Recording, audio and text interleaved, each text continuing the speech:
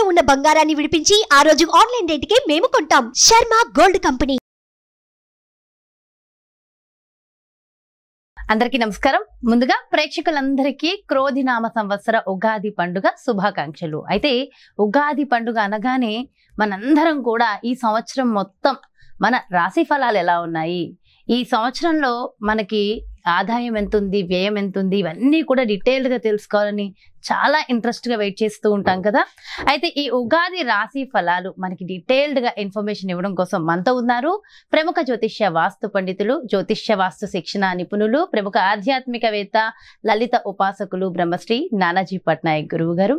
మరి పూర్తి వివరాలు గురువుగారు వాటిలో అడిగి తెలుసుకుందాం. నమస్కారం గురుగారు. శ్రీమాత్రే నమః. గురుగారు, మరి ఈ క్రోధినామ సంవత్సరంలో కన్యా రాశి వారికి ఆదాయం ఎలా ఉంది, వ్యయం ఎలా ఉంది, రాజపూజ్యం, అవమానం డీటెయిల్డ్ గా వివరించండి గురుగారు. అలాగే అమ్మా, ఇక్కడ పంచాంగం కనుక తీసుకుంటే ఉగాది సంవత్సర పంచాంగంలో మనం చూసుకునేది ఆదాయం వ్యయం కన్యా రాశి వారికి 5-5గా ఉంది. అంటే 5 లక్షలు సంపాదిస్తే 5 లక్షలు ఖర్చుగా చూపిస్తుంది, అంటే ఈక్వల్గా చూపిస్తుంది.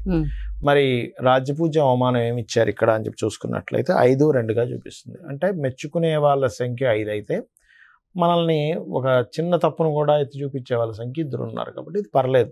కాకపోతే ఇక్కడ ఆదాయం పెంచుకోవాలి. అది 5-2 కాబట్టి నో ప్రాబ్లం. బట్ ఇక్కడ ఆదాయం పెంచుకోవాలి అంటే ఏం చేయాలి, అసలు ఎలా ఉంది గ్రహస్థితి అని చెప్పి చూసుకున్నట్లయితే వీళ్ళకి మే మాసం వరకు కూడా గురుబలం 2వ స్థానాన్ని చూస్తుంది. మే దాటితే గురుబలం పక్కకి వెళ్తుంది. అందుకని మీరు చేయవలసింది ఏమిటి, పక్కకి వెళ్ళినప్పటికీ కూడా ఇక్కడ గురువు శుక్రరాశుల్లోనే ఉంటాడు కాబట్టి మరీ అంత ఇబ్బంది ఉంటుందని ఏం కాదు. కాకపోతే వీళ్ళ నిర్ణయాలంటే ఎలాగా, కన్యారాశిలోనే కేతు సంచారం జరుగుతుంది ప్రజెంట్. కేతు ఏంటి, చిత్ర విచిత్ర గ్రహం అంటారు. సహజంగానే లగ్నం వారి కన్యారాశి వారికి మేనేజింగ్ స్కిల్స్ ఎక్కువగా ఉంటాయి, మేనేజ్ బాగా చేయగలుగుతారు. అలాంటిది కేతు వచ్చేసరికి వీళ్ళకే నేనేంటి సరిగ్గా మేనేజ్ చేయలేకపోతున్నాను ఏంటని ఒక చిన్న డౌట్స్ వస్తూ ఉంటాయి, ఒక వైరాగ్యం వస్తూ ఉంటుంది. అందుకని మీరు ఏం చేయాలి, గణపతి ఆరాధన కనుక చేసుకున్నట్లయితే అన్ని విధాలా బాగుంటుంది. అలాగే గురువు మారినందుకు ఒక బెనిఫిట్ కూడా ఇస్తాడు. ఏమిటది అంటే మధ్యవర్తిత్వం ద్వారా కొంత లాభం ఇస్తాడు. అంటే భూమిలో ఏదైనా కమిషన్, ఏదైనా ల్యాండ్ ఎవరికైనా చూపించడం ద్వారా, బ్రోకరైజేషన్ ద్వారా, వీటి ద్వారా డబ్బులు ఇస్తాడు ఇక్కడ గురువు కనుక చూసుకున్నట్లయితే. అలాగే ఈ సప్తమ స్థానంలో రాహు ఉన్నందుకు, ఎందుకంటే మేజర్ ప్లానెట్స్ ఇవే, సప్తమంలో రాహు, లగ్నంలో కేతు, 6లో శని, మనకి భాగ్యస్థానంలో కూర్చున్న గురువు, సప్తమ రాహు ఉన్నందుకు వీరు ఈ సంవత్సరం వివాహ ప్రయత్నాలు ఏవైతే ఉంటాయో విదేశీ వివాహం అంటే విదేశీ సంబంధాలు వెతుక్కోవడమే మంచిది. కాకపోతే ఇంకా క్రోధినామ సంవత్సరం రాకముందే మే అంటే మనకి ఇంకా ముందుగానే రిలీజ్ అవుతుంది కాబట్టి మార్చ్ అండ్ ఏప్రిల్ మాసాల్లో కొంచెం బుధుడు అక్కడ సంచరిస్తాడు, నీచబడ్డ బుధుడు. కాబట్టి మార్చ్ ఏప్రిల్ మాసాల్లో బంధువర్గంలో వివాహ సంబంధించిన ఏమైనా కుదుర్చుకునేటప్పుడు మాత్రం జాగ్రత్తగా ఉండాలి.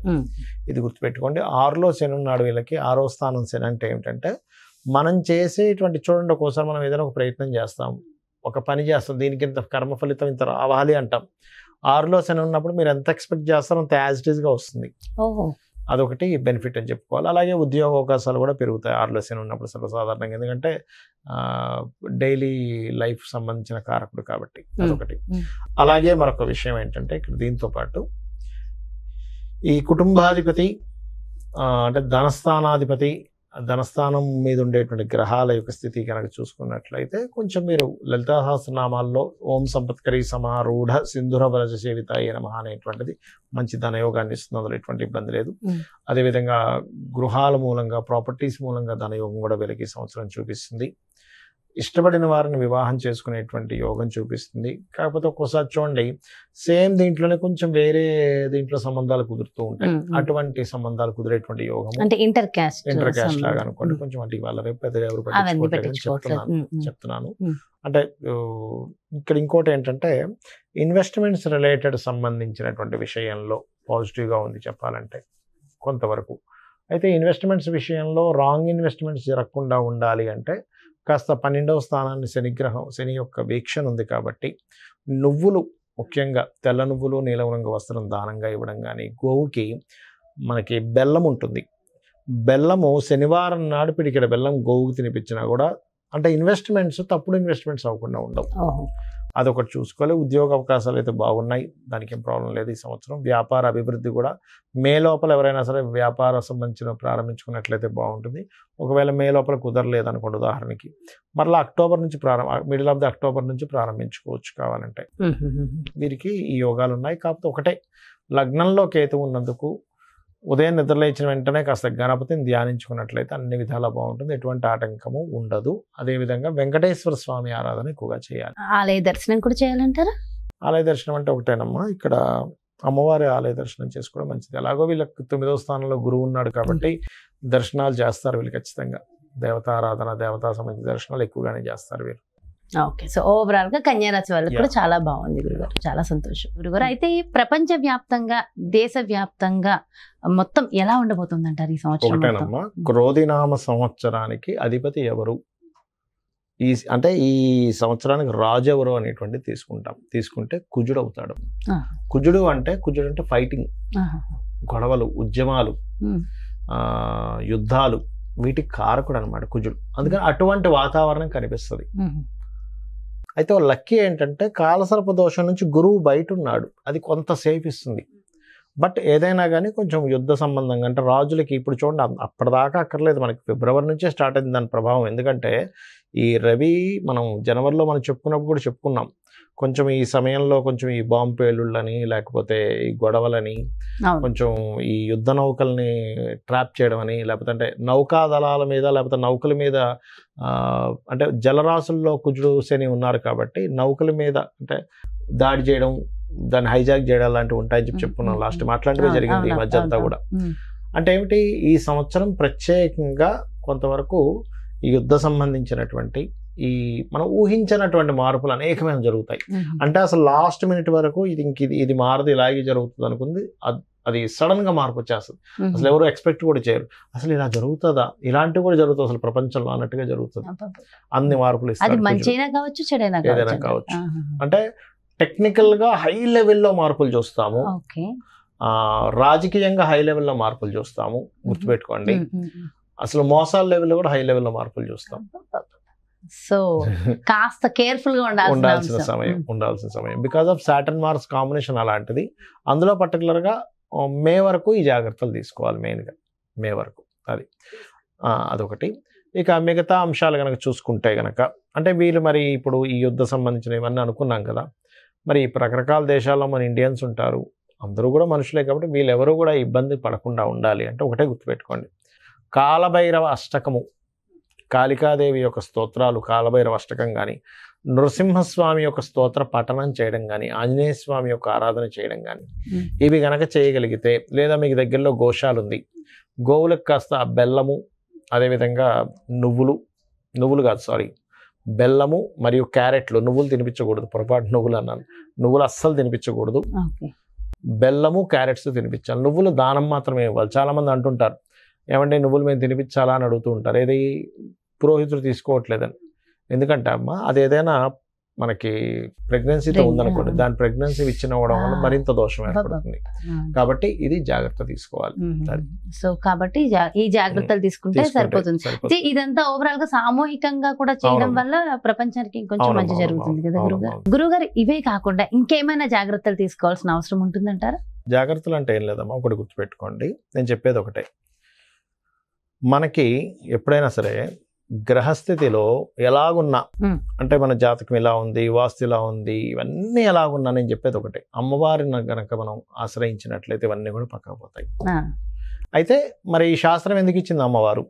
ఈశ్వరుడే స్వయంగా కూడా జ్యోతిష్ శాస్త్రాన్ని ఇచ్చాడు కదా, మనం చెప్పుకుంటూ ఉంటాం కొన్ని వాటిల్లో, మహర్షుల ద్వారా మనకు అందించాడని. మరి ఆ పరమేశ్వరుడు ఎందుకు అందించాడంటే మనకు ఒక జాగ్రత్త చూసుకోవడానికి, ఒక రూట్ మ్యాప్ లాగా మనం ఒక తయారు చేసుకుంటున్నాం.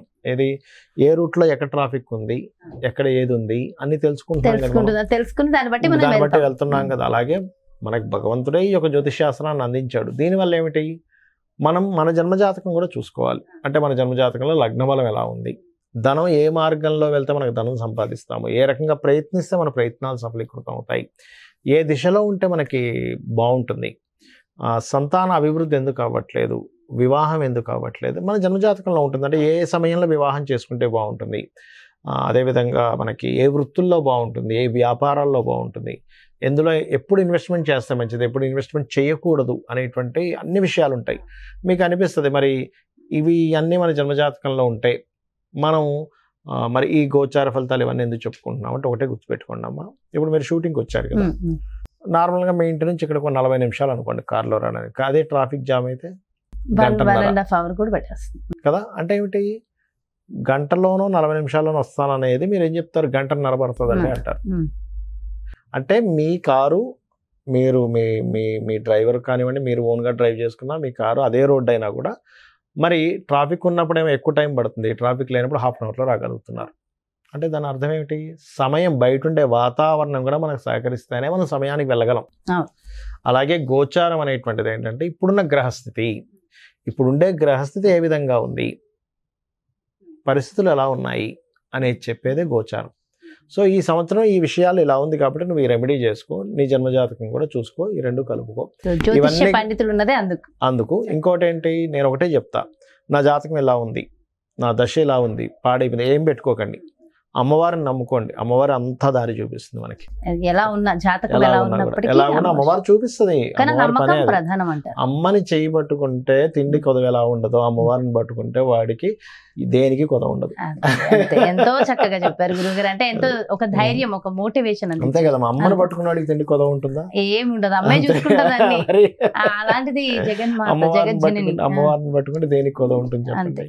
ఎంతో ఎంతో చక్కగా, ఎంతో చక్కటి ధైర్యాన్ని, స్థైర్యాన్ని అందించారు. థ్యాంక్ యూ సో మచ్ గురువు గారు. నమస్కారం. శ్రీమాత్రే నమః. సో చూసారు కదండి, మరి ఇది క్రోధినామ సంవత్సరంలో మీ యొక్క రాశి యొక్క ఫలితాలు పూర్తిగా ఎంతో చక్కగా వివరించారు కదా గురువు గారు.